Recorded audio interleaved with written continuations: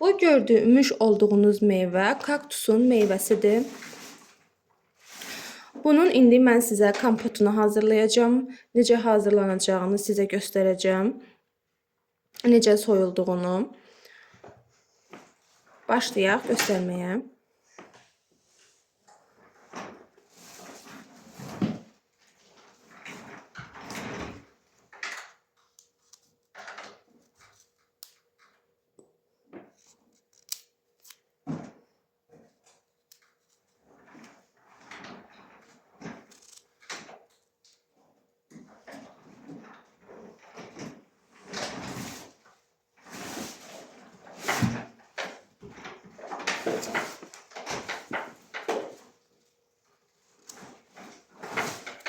Bu hissələri kəsirsiniz ki, o lazımsız hissələrdir.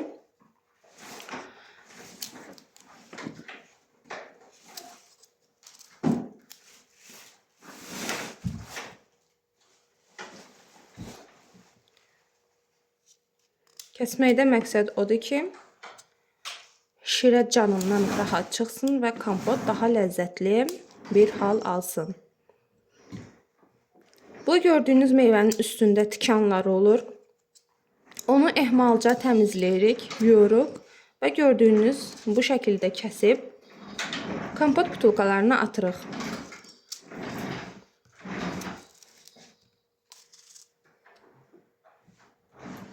Mən bu videonu tezləşdirib gələcəyim. Sonuncusunu edirəm. Hər butulkaya 6 ədəd olmaqla kaktus meyvəsi qatıram. Və indi biz buna bir armudu stəkan pesok əlavə edəcəyik, yəni şəkər tozu. Şəkər tozu istəyə uyğun, məsələn kim az sevirsə, yarım armudu stəkan, orta şirinlikdə bir armudu stəkan və ya bir stəkan yarım armudu stəkanla şəkər tozu əlavə edə bilərsiniz. Mən orta şirinlikdə sevdiyim üçün bir armudu stəkan pesok əlavə edəcəyim. Bir armudu stəkan doldurduqdan sonra bunu meyvə əlavə etdiyimiz şüşə butulkaya tökürük. Mən şüşə butulkaya belə bir qıf qoydum ki, pesokum dağılmasın.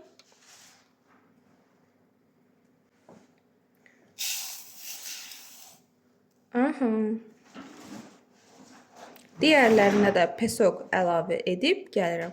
Onu da əlavə edim ki, bunları hazırlamamışdan əvvəl bir qazanda və yaxud qabda, çaynikdə su isti edirsiniz. Qaynanmış olsun mütləq.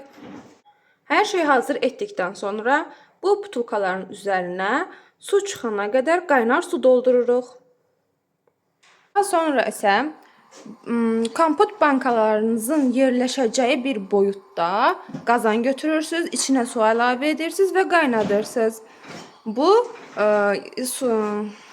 İndi isə qaynanmış suyu butulkalara əlavə edirik.